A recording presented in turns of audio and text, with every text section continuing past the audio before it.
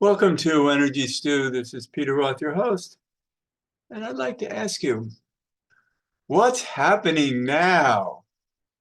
There's an eclipse, and there are all kinds of other planetary happenings, all kinds of things going on that everybody who is familiar with these kinds of things wants to know more about.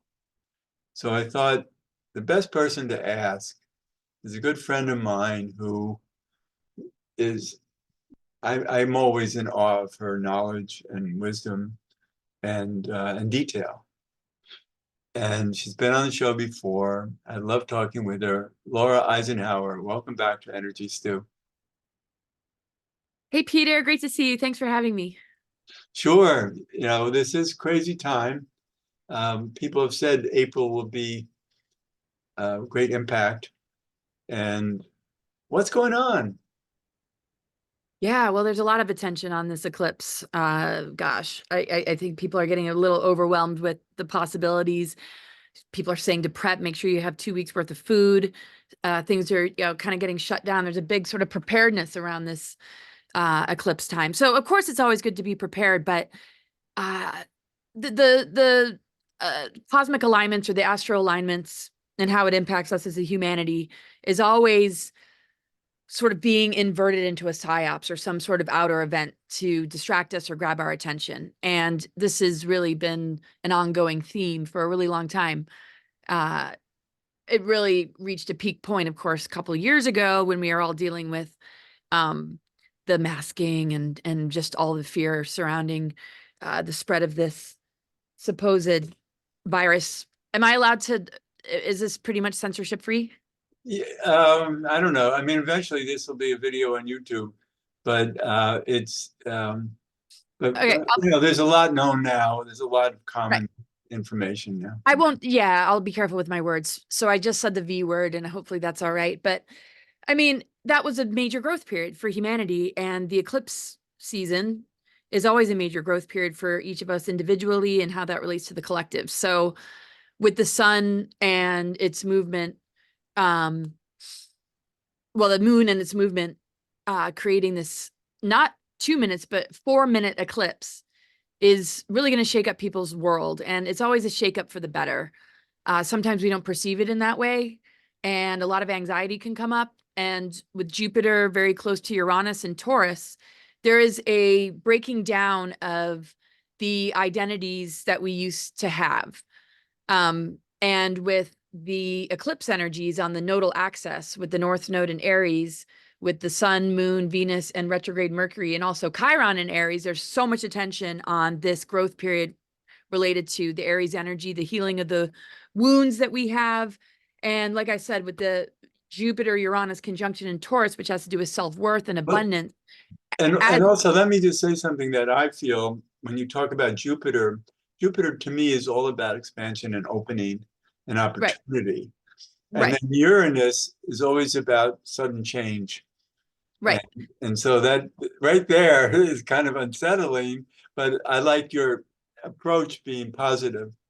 Well, yeah, because Jupiter and Uranus, Jupiter expands the energies of Uranus, and it's all about the shakeups that help us to find our truth, authenticity, and connection with our higher mind. So as we're facing the wounds of ego, the wounded warrior that we're all experiencing on different levels, depending on how awake we are, we're either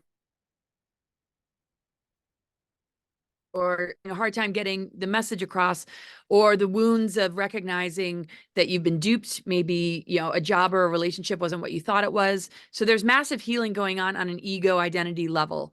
That is the warrior energy, our willpower. It's a fire sign. So in this dragon year, which is all about fire, it's very important that we embrace that.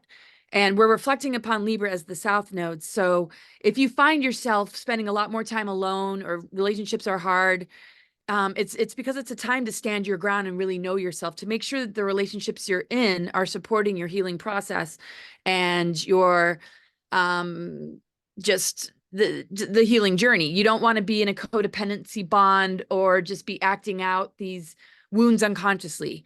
And what does You don't the want to be South a Node partner. have to, what does the South Node have to do with That's it? what we reflect upon. So karmic imprints and traumas, and where we're reflecting upon the internal balance within ourselves. Our relationship with ourself is being highlighted. And how does that work in relationship with others? So breakups are happening. People are realizing I can't grow anymore with this person if you are really integrating this North Node. So with the Jupiter Uranus, that's really shaking things up in Taurus, you know, people are redefining their sense of self-worth and self-esteem on their own terms instead of how the system rewards us or labels us, depending on Right. our paycheck, depending on who we Right. vote for. And it kind of like shatters all that. And I so love people it. are going through a lot of anxiety because they're like, they want to hold on to these labels because it feels like this is who I am, this is what I'm fighting for. But in these kind of energies, it's sort of like, are you sure you want to take that on and lose a sense of sovereignty when this is a time to awaken it? Because we haven't had that very easily, Right. right? It's It's like always inner that inner truth, voice, like inner that inner truth truth. is showing up.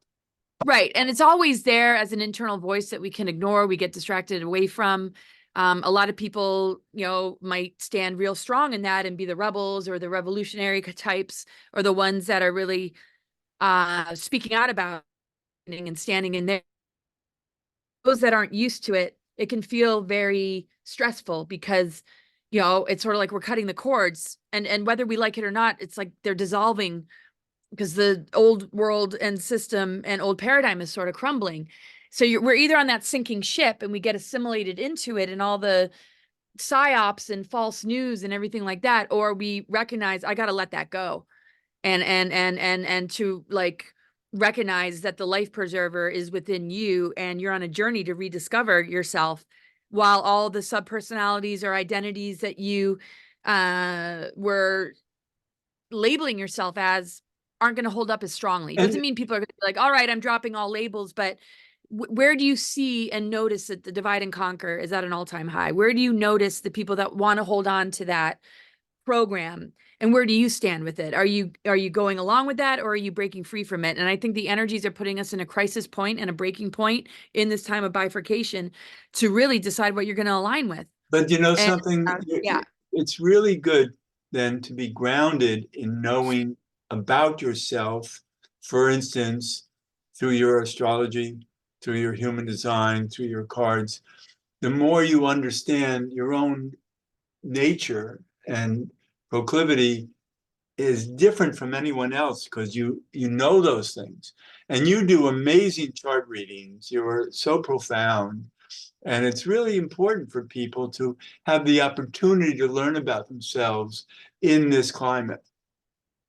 it's so important. Yeah, to just really know how you tick. What sort of patternings are you looping in, and where can you feel better about sort of the breakthroughs without dismissing them or denying them?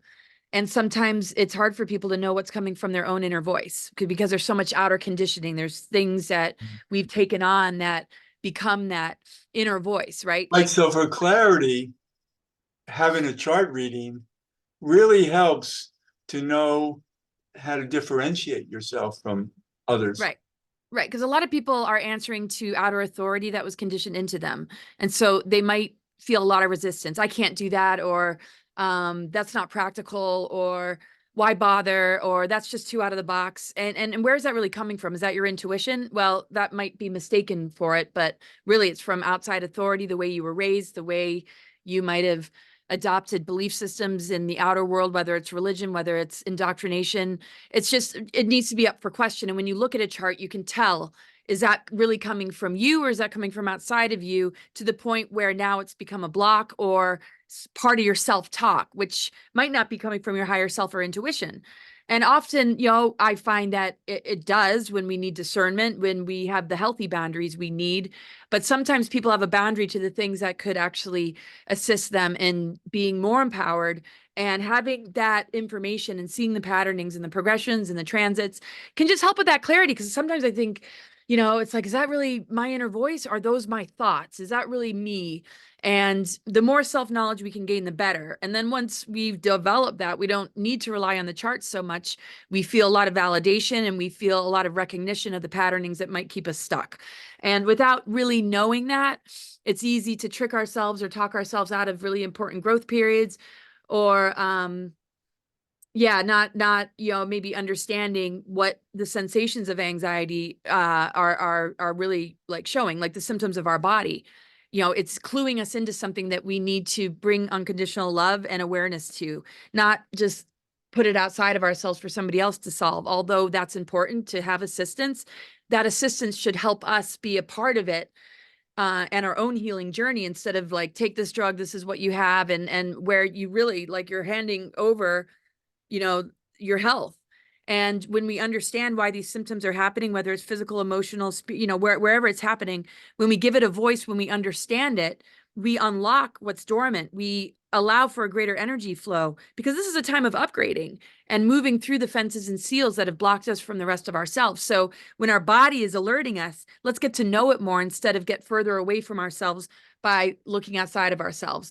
And we need to bridge it a little bit, because I'm not saying like drop it all, we can all do this by ourselves. I mean, there's amazing doctors and healers and people that will, assist you. But do you feel a trigger? Do you feel like that person is not listening to you and not engaging in you being a part of this process? And that would show where the inverted system has kind of gone wrong in, the medical tyranny that we're seeing in, you don't have a choice, you have to do this.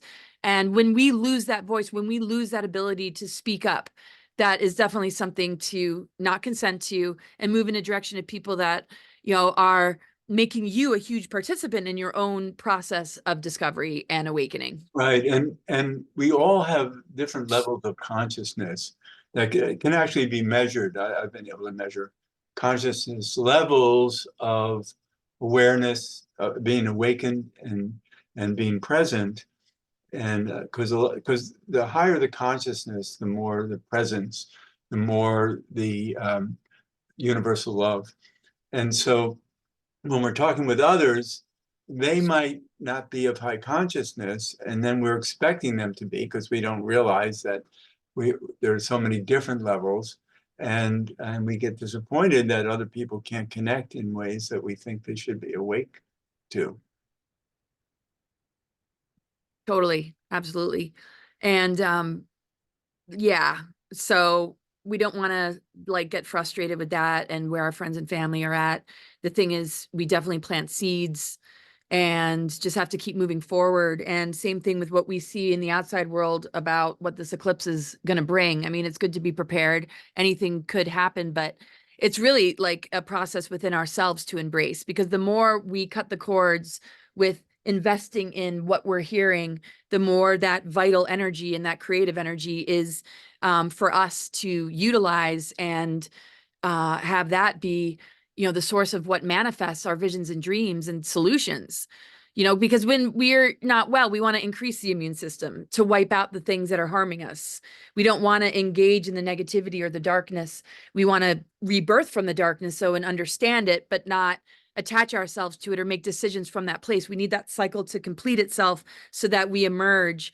And I feel that what happened years ago when all that hit about the fear of death was to stunt our growth, so we wouldn't go through this huge growth period and transformation of letting go of the old paradigm and embracing a stronger relationship with creation. And so everybody's at a different place, and they're going to eventually manifest some sort of event that's going to help them understand what's really going on. And no matter how far down that road a person has gone, once you get it, once you break free of the mind control and social engineering, it's amazing what the body is capable of doing as far as repairing itself. I really feel the ultimate weapon is on our mind, and our body is not thriving when it's under something that is not true to who you are and your higher self. And once you break free of that, the body has an amazing ability to repair itself. And, where we have empathic overload, learning stronger boundaries so we're not absorbing it all or feeling overwhelmed or overloaded by the pain and confusion that others are feeling, but just to keep being that resource to the best of our ability. But again, we're all very unique. As you know, you do amazing charts. We all have a unique patterning, and it's not a one size fits all as far as how we get to these greater goals, but it's in us. It's not like we have to find it. We discover it, because winning the war is winning the war on consciousness, and we can only win it within. I love that. And that's so true, that we really have to come from self and be grounded and believe in self. And then, it's kind of like I learned years ago about conspiracies and all that kind of stuff, and what's true and what's not. And I remember speaking with Ole Damagard, who was on the show a number of times, and I said, how do you know the difference between, what's true and what's not? And he said, if you're really intuitive, you can smell the difference. And I love that idea, because that kind of grounds us in our own um, sensitivity of awareness, that we can learn to trust more. Mm-hmm. Definitely. And knowing just where you have a lot of like planets in a certain element, right? If you have a lot of water, or your rising sign is in a water sign, then you know that you're feeling a lot, and the sensitivities are increased. So you want to work with that, not work against it, not, feel like, like you're battling something that should be embraced. You just have to know like how to best, work with it.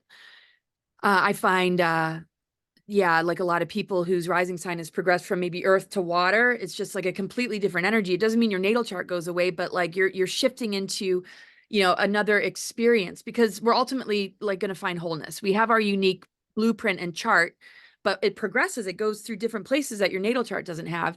And if it doesn't go, the full round, it's going to attract something that it might not have in the chart, because this is how we're rebuilding the 12-strand DNA. We're switching each other on. We're activating things that are dormant. We each have a different piece of the puzzle and a different purpose that, when unified, we can really work together. And this divide and conquer strategy, which is my way or the highway, or I'm right, you're wrong, or this is the way to do it, and that's not the way.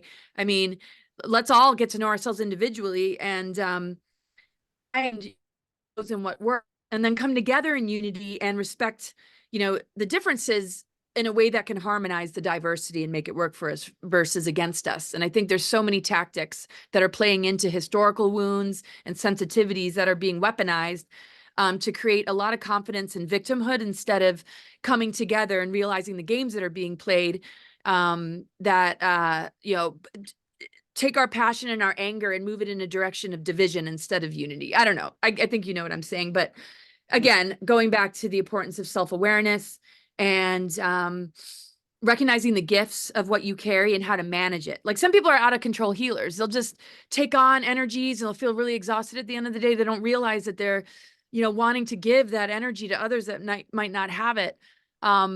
Or, there's just ways to work with all of this without it depleting you, and ways to unlock a lot of the blockages in your physical body by just writing it out, or doing something artistic or creative, so that you're not internalizing your own gifts to the point where it's toxic because there's no outlet. So it's amazing to see the diversity in, what people carry, and how everybody's got the potential to embody what their truth is, and answer to that deeper, soul calling. There's not a chosen one. There's no like special people. Like, the chosen one is love and wisdom and just truth, right? Everybody Right. has access to it.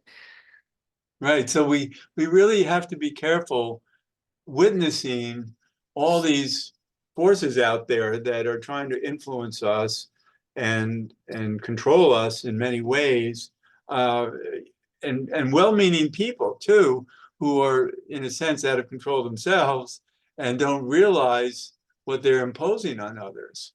And so we have to really, I think, be sensitive of what information is coming in and from what sources, that we can maintain our own inner integrity. Because there are too many people out there who wanting to impose their purpose on us. Beyond our control, and we're just going to be subject to whatever we're told, or going to be thrown, or somebody's analysis of it. And predictions are great and all, to be prepared, but like, what do you align with? What is your vision and dream? What do you want to create and manifest? And it's very important that we hold a safe container for our sacred energies to be grounded, to be in the flow of it all.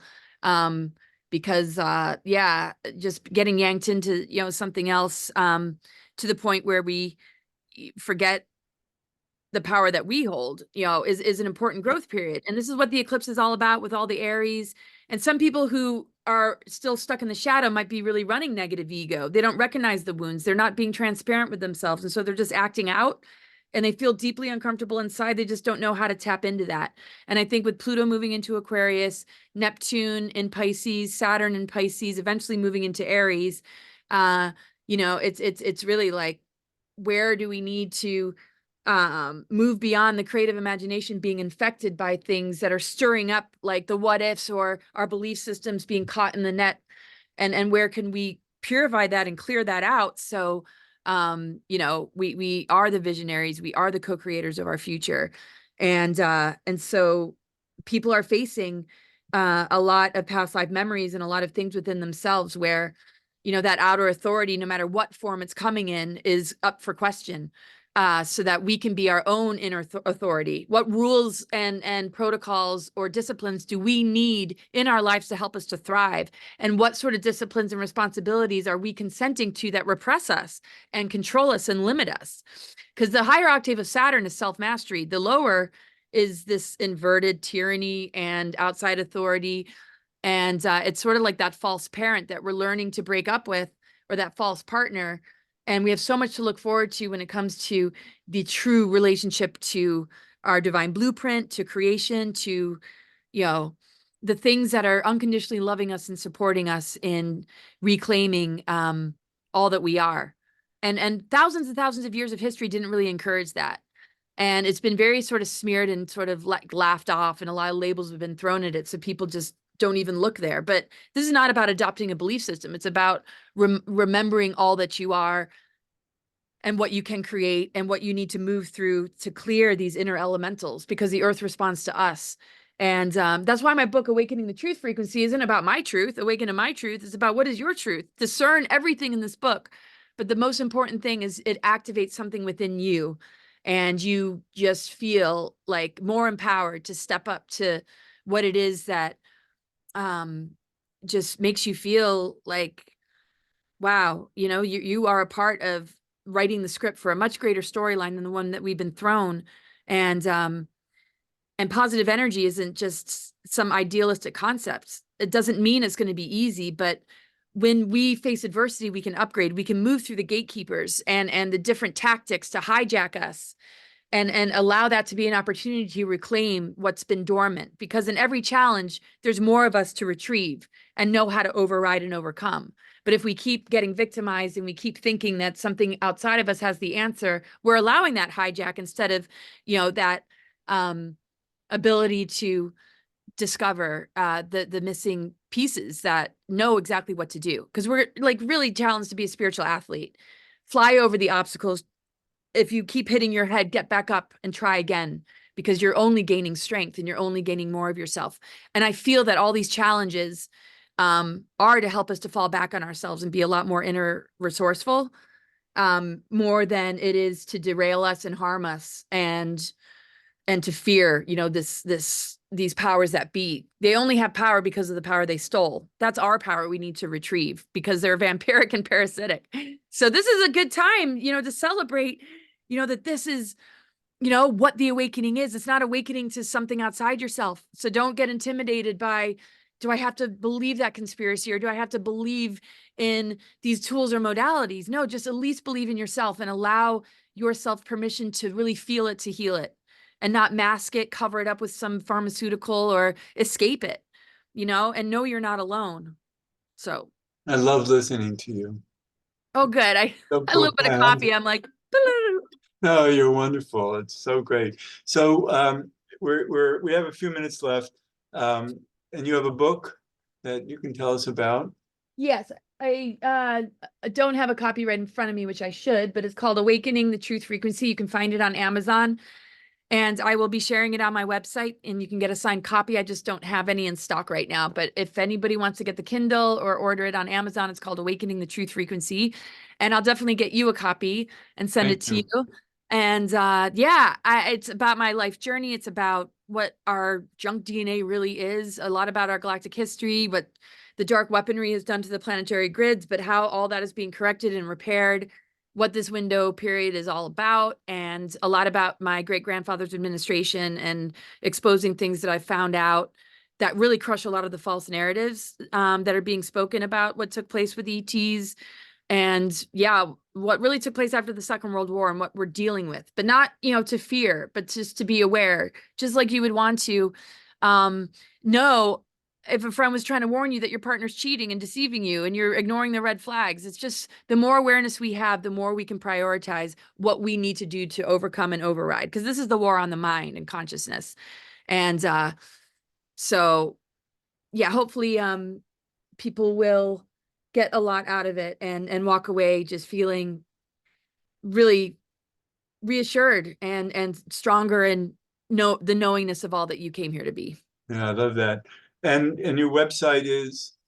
CosmicGaia.org. And I've got events coming up, New Living Expo in San Rafael, California, April 19th to 21st. There's a lot of events. I got to update my website, but you can book a session there and join the subscription list. I do Zoom meetings. I know you've been a part of them. And I'm going to be updating my website, and a whole new platform is going to be ready for next year. So Okay. I'll keep people updated so you can join the free newsletter to find out more. Great. And you're going to be back in New York too, I think, in the fall, right?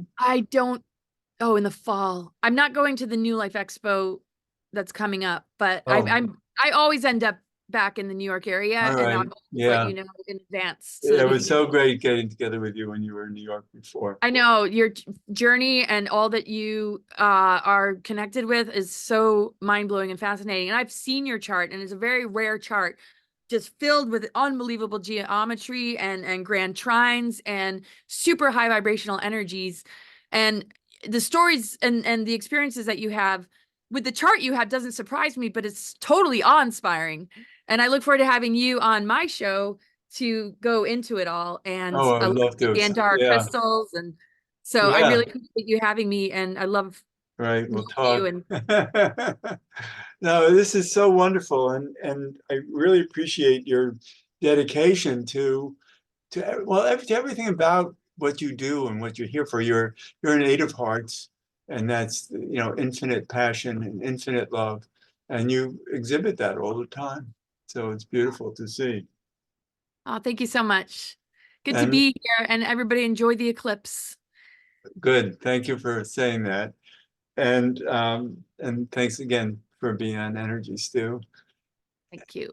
And this is Peter Roth, your host of Energy Stew at prn.live. I can be reached at peter@heartriver, HEART river.org. And thanks so much for listening.